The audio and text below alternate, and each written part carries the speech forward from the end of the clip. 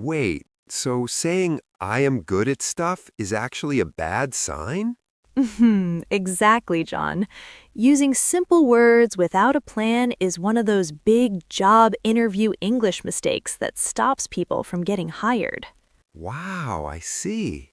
I really want to learn how to speak confidently in an interview. We have got you covered today. Hi, everyone. I'm Emily. And I'm John. Welcome to our cozy chat here at Fluent English Daily. Let us make you shine.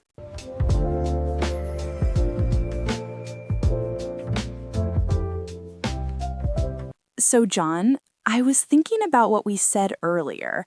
You know how people say, I am good at stuff.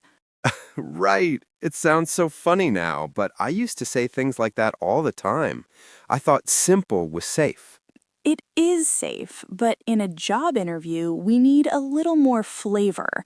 One of the biggest job interview English mistakes is being too short with your answers. I see. So if the boss asks, can you work in a team, and I just say yes, that is a mistake? Exactly. It feels like you are not interested. You want to show professional English communication at work. You need to tell a small story. Aha. So instead of just yes, I should say something like, yes, I like working with people. In my last job, we helped each other every day. Is that better?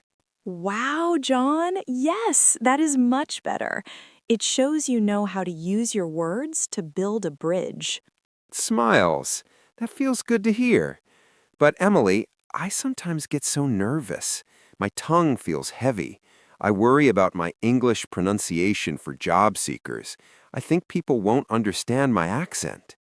Oh, I understand that feeling. But listen, John, a secret. Clear is better than perfect. You don't need a movie star accent. You just need to speak slowly. Really? Just slowly? Yes. Thankfully, when we are nervous, we run. We speak so fast that words crash into each other. If you slow down, your brain has time to find the next word. That makes sense. Hesitant. But what if I forget a word? That is my biggest fear. I'm sitting there, the manager is looking at me, and boom, my mind is empty. It happens to everyone, even to me. When your mind goes empty, don't say, uh, um, uh. That is one of those common interview errors for English learners. Oh no, I do that a lot. Let me see. Gently, instead of try a power pause. Just stop, breathe, or use a phrase like, that is a great question. Let me think for a second. That is a great question. Nods. I like that. It sounds so professional. It gives me 3 or 4 seconds to breathe. Exactly. It shows you're calm. That is how to speak confidently in an interview. It's not about knowing every word in the dictionary. It's about how you handle the words you do know. I see. So it's about the feeling I give the other person.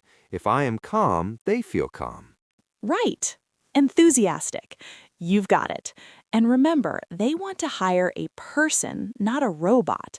They want to see your personality. Well, I have a lot of personality, but sometimes it gets lost in translation. I worry I sound too casual, like, hey, what's up, boss? Oh, maybe not what's up on the first day. That is another part of professional English communication at work. Finding the middle ground. Not too cold, but not too coffee shop either. Right. So no bro or dude in the interview? Definitely no dude. Use their names. Thank you, Mr. Smith, or thank you, Sarah. It shows respect and high-level workplace English fluency tips. I'm starting to feel more relaxed about this. It's really about small changes, isn't it? It's not about being a genius. Not at all. It's about avoiding those simple job interview English mistakes that make you look less ready than you really are. You're a great worker, John. You just need your English to show that. Wow, thanks, Emily. That is very reassuring. I used to think I had to use big, difficult words like nevertheless or consequently. Oh no, gently, please don't. In a real office, people don't really talk like a textbook. If you use big words incorrectly, it's one of the most common interview errors for English learners. It feels a bit fake. Haha, I see. So I finished the project is better than I successfully implemented the finalization of the project. Oh my goodness, yes. The first one is clear. The second one makes my head hurt. Keep it simple, keep it active. Use words like I lead, I helped, I organized. These are strong verbs. I organized. I like that. It sounds strong but simple. I can remember that. You're doing great. Another thing to watch out for is I don't know. Wait, I can't say I don't know? What if I really don't know the answer to a question about a software or a rule? You can say it, but don't just stop there. That's the mistake. If you say, I don't know, and then stay silent, the energy dies. So what should I do instead? Try saying, I haven't used that specific tool yet, but I am very fast at learning new things. For example, I learned our last system in just 2 days. Aha! So I turn a no into a yes about my personality. Exactly. That is how to speak confidently in an interview. You show them your solution, not just your problem. This is so helpful. I feel like I'm learning the secret code of interviews. Smiles. It's not just about English, it's about how English works in an office. Precisely. It's about the culture of the language. You know, Emily, I think my biggest problem is also listening. Sometimes the interviewer speaks so fast and I just nod my head like a toy. Yes, yes, haha, yes. The smiling nod. We all do it when we're lost, but that can lead to big job interview mistakes. What if they asked you if you were okay with working weekends and you just said yes because you didn't understand? Oh no. Surprised. I would be so sad on Saturday morning. Right. So it is okay to ask them to repeat. You can say, could you say that again, please? I want to make sure I understand correctly. Is that professional? I feel like it shows my English is bad. Actually, it shows your English is good. It shows you care about the details. It's better to ask than to make a mistake later. That is a key part of professional English communication at work. Wow, I never thought about it that way. Asking for help is a sign of strength. In the workplace, yes, it shows you're a communicator. I'm feeling much better. I think I need to practice these power pauses and the story answers. We should definitely do that. It takes a little bit of time, but you'll get there. Gently, just remember to breathe. Your English is a tool, not a test. A tool, not a test. I love that. I'm glad. There are so many more little tricks we can talk about to help you avoid those common interview errors for English learners. I want to hear all of them. I'm ready to take more notes. What about the way we end the interview? I always feel so awkward at the end. I just want to run out of the room. Don't run yet. The end is just as important as the beginning. It's your last chance to show your English pronunciation for job seekers and your warmth. Right, right. I usually just say bye and leave. Gently, we can do better than bye. Let's talk about how to close the conversation with a smile and a strong final thought. I'm listening. Tell me more about how to finish strong. Well, before we get into the closing, we should look at some specific phrases that make you sound like a leader, even if you're just starting your career.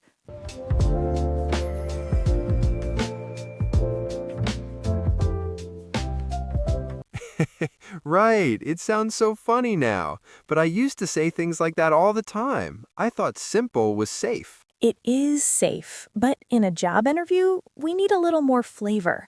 One of the biggest job interview English mistakes is being too short with your answers. I see. So if the boss asks, can you work in a team? And I just say, yes, I can. Is that the mistake? Exactly, John. It is too short. It feels like you are hiding something.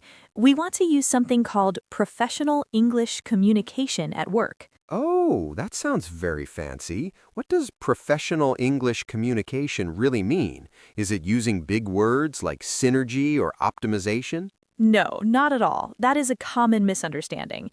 At the A2 or B1 level, professional communication just means being clear, polite, and giving enough detail.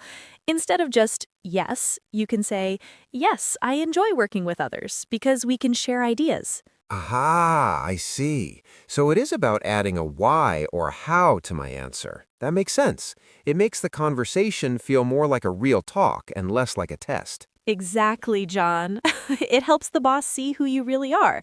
And that leads us to our next big idea, how to speak confidently in an interview. Wow, Emily. Speaking confidently is so hard when my heart is beating like a drum. My hands get sweaty and I forget all my vocabulary. We all feel that way, John. Even I do. But confidence in English doesn't mean speaking perfectly. It means speaking at a steady pace. One of the biggest job interview English mistakes people make is trying to speak too fast to sound fluent. Wait, speaking fast is a mistake? I thought fast meant I was a pro. No, no. If you speak too fast, you might trip over your words. Then you get more nervous. To show workplace English fluency tips, I always say, slow down. Give your brain time to find the next word.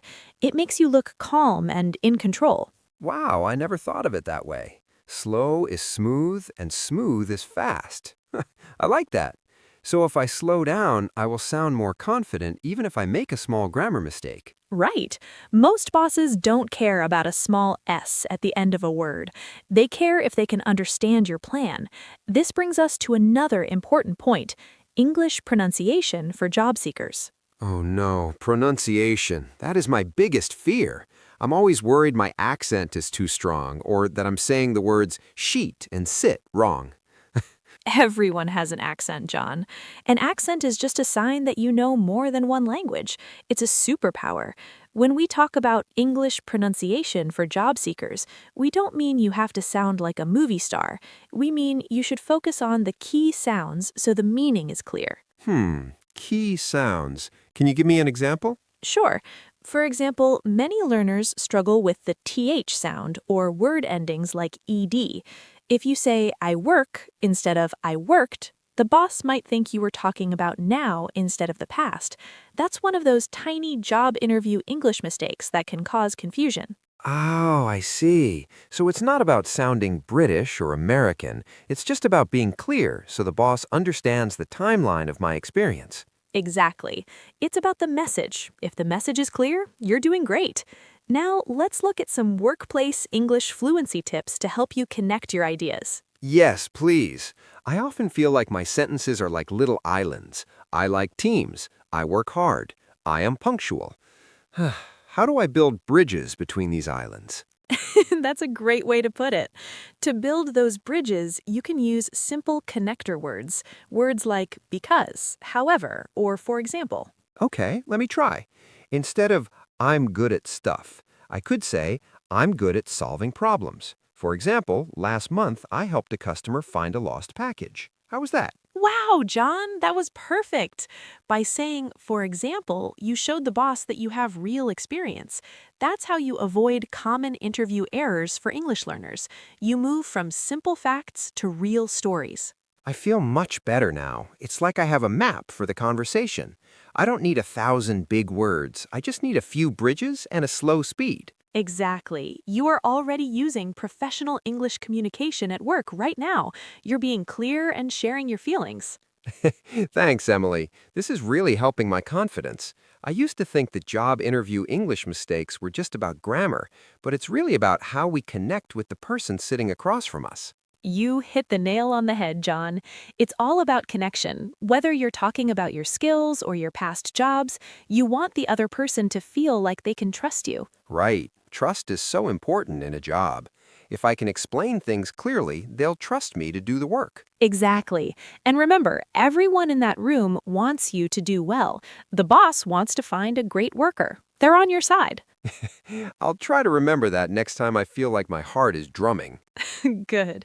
So we've talked about being professional, speaking slowly for confidence, focusing on clear pronunciation, and using bridges for fluency.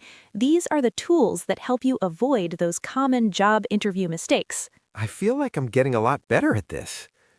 I'm actually getting excited for my next practice interview. I'm so happy to hear that, John. And to all our listeners, we want to hear from you too. Have you ever used one of these bridges in a conversation?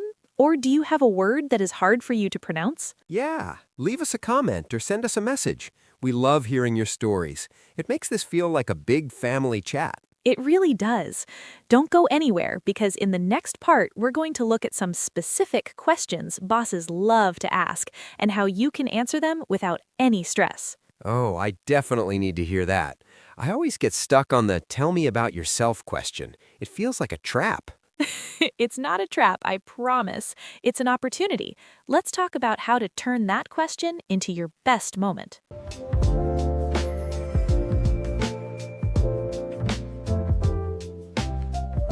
Exactly, John. It is too short. It feels like you are closing the door before the conversation even starts. If we want to avoid those common job interview English mistakes, we need to keep the door open with more words. I see. It's like a game of catch. If you do not throw the ball back, the game stops. Wow, what a great way to put it. Exactly. So let us practice throwing the ball back today. We are going to do some shadowing practice. Are you ready, John? I am ready. I have my coffee and I'm focused. What do I do? It's simple. I will say a sentence slowly. I want you to listen to the rhythm and then repeat it back to me. This helps with English pronunciation for job seekers and builds that muscle memory. Perfect. Let's try it. Okay, here's the first one. Listen closely. I enjoy working with a team to solve problems. I enjoy working with a team to solve problems. Great! Now let us try to say it with a bit more energy. Remember, we want to show how to speak confidently in an interview. Try it again. I enjoy working with a team to solve problems. Perfect. I could feel the energy there. You see, when you say I enjoy, it sounds much better than just saying I can. It shows your personality. It really does feel different. It feels more professional. Exactly. That is professional English communication at work. Let us try another one. This one is about your experience. Listen, in my last job, I learned how to manage my time better. In my last job, I learned how to manage my time better. Very good. Let us pause for a second. Notice the word manage. Sometimes this is one of those common interview errors for English learners. They might say make time or do time, but manage is the professional word we want. Ah, manage. I like that word. Manage my time. It sounds like I'm the boss of my clock. Exactly. You are the boss of your time. Let us try the sentence one more time, focusing on that word. In my last job, I learned how to manage my time better. In my last job, I learned how to manage my time better. Beautiful. Now, John, let us try something a bit longer. This helps with workplace fluency tips. We are going to link the ideas together. Listen, I am looking for a role where I can use my skills to help the company grow. I am looking for a role where I can use my skills to help the company grow. Yes, you did it. How did that feel to say? It felt a bit long, but I like the flow. It sounds like I have a plan. It makes me feel like I know what I want. That's the secret to avoiding job interview English mistakes. It's not just about the words, it's about the feeling of the sentence. When you have a clear flow, the person listening feels safe and comfortable. I see. It's like we're building a bridge between us and the person asking the questions. Exactly. Let us try another one. This is a very common question. Why should we hire you? Here's a good response to practice. Listen, I'm a hard worker and I'm always happy to learn new things. I'm a hard worker, and I'm always happy to learn new things. Nice. Now try to say it a little bit faster, but keep it clear. This is great for English pronunciation for job seekers. Ready? I'm a hard worker, and I'm always happy to learn new things. Hey, that was easier than I thought. Haha, see, you're getting better already. You're learning how to speak confidently in an interview right now. Let's do another one about solving a problem. Listen, when there's a problem, I like to stay calm and find a solution. When there's a problem, I like to stay calm and find a solution. Oh, I love how you paused there. It made you sound very thoughtful. In a real interview, pausing for a second is not a mistake. It actually shows you're thinking. Really? I always thought pausing was bad. I thought I had to speak fast, or they would think I didn't know English. Oh no, that's one of the biggest common interview errors for English learners. Speaking too fast often leads to more mistakes. Taking a small breath is actually one of the best workplace fluency tips. It gives you time to choose the right words. Wow, that makes me feel so much better. I can breathe. Yes, please breathe. Let's try that sentence again with a nice, calm breath in the middle. When there's a problem, I like to stay calm and find a solution. When there's a problem, I like to stay calm and find a solution. Perfect. That sounded so natural. Now, let us practice a sentence for when you finish the interview.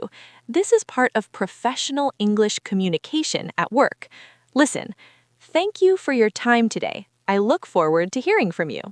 Thank you for your time today. I look forward to hearing from you. Wonderful. That's the perfect way to end. It's polite and professional. I look forward to. That's a nice phrase. It sounds very friendly, but still serious. It is. It's a classic phrase. You know, John, many people make job interview English mistakes by being too casual at the end, like saying, see ya, or bye-bye.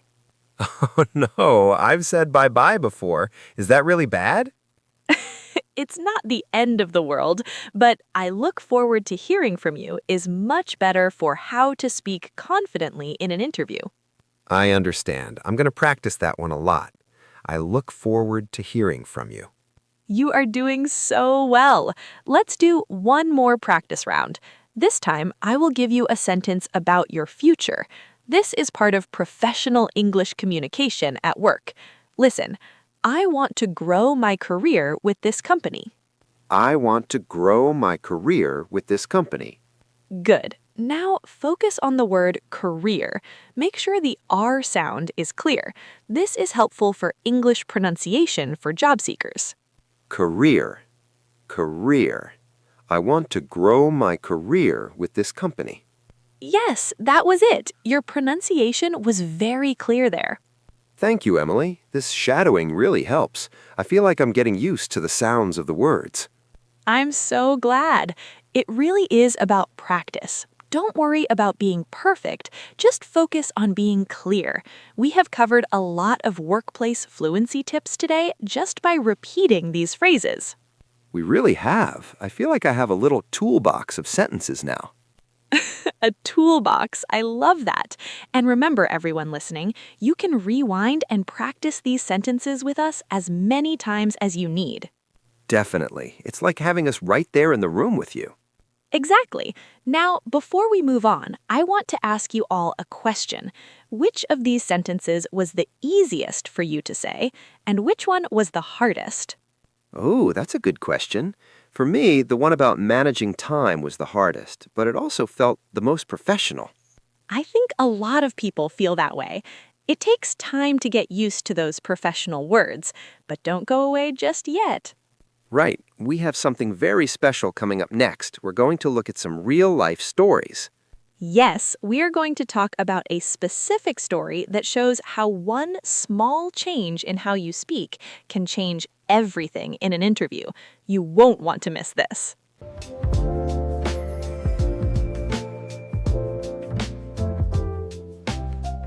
You did such a great job with that shadowing practice, John. How do you feel after all those repetitions? Honestly, my mouth feels a bit tired, but my brain feels very ready. It really helps with English pronunciation for job seekers. I feel much more focused and clear now. That is the spirit. Practicing out loud is so important, and that leads us perfectly into our favorite part of every episode. Aha! The question of the day. I always look forward to this. I love hearing the stories from our listeners around the world. Me too, John. It makes me feel connected to everyone. Today, we are looking back at our main topic, job interview English mistakes. Our question for all of you listening at home is, which communication mistake are you most afraid of making in your next interview? That is a deep question, Emily. It can be a bit scary to think about our fears. To help you answer, we have 5 examples of what many students tell us. Right. Example number 1. I am afraid I will forget a simple word and my mind will go totally blank. Oh, I know that feeling. I used to do that all the time. Example number 2, I worry that my grammar will be wrong and the manager will think I am not professional. Improving this is one of our best workplace English fluency tips. Exactly. Example number 3. I am scared I will talk too fast because I'm nervous and then no one will understand me. That is one of those common interview errors for English learners. So true. Example number 4, I am worried I do not know how to speak confidently in an interview, so I will look too shy or quiet. And finally, example number 5. I am afraid I will not understand the interviewer's accent or the question they ask. Those are all so common. But remember, you are not alone. We really want to hear your answer. Please share it with us. It's a great way to practice professional English communication at work. Yes, please tell us your thoughts. It helps us know what to help you with next time. Speaking of next time, Emily, we still have one more important thing to talk about before we move to our final thoughts. You are right, John. We need to talk about how to turn these fears into success.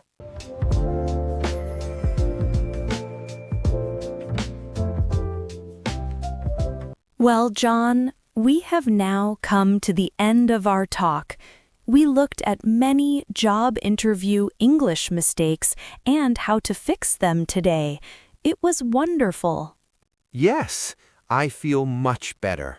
I know that professional English communication at work is not about being perfect. It is about sharing your own story with others. Exactly. Remember, everyone makes mistakes. It is okay to be nervous. Just breathe and use your workplace English fluency tips. They really help you feel safe. That is a nice thought. No, I will practice how to speak confidently in an interview tonight, but just for a few short minutes. Take it slow. You are doing great. Thank you for joining us today, everyone. We truly appreciate your time and your very kind hearts. Yes, thank you. Stay calm, keep practicing, and we will see you next time. Goodbye for now, my friends. Bye-bye. Congratulations on making it all the way through the lesson with Emily and John. If you found this video helpful, don't forget to hit the subscribe button right in the center of your screen so you never miss our next lesson. You can also check out more videos right over here on the left or right side. We've picked them just for you. Thanks for watching, and we'll see you in the next video.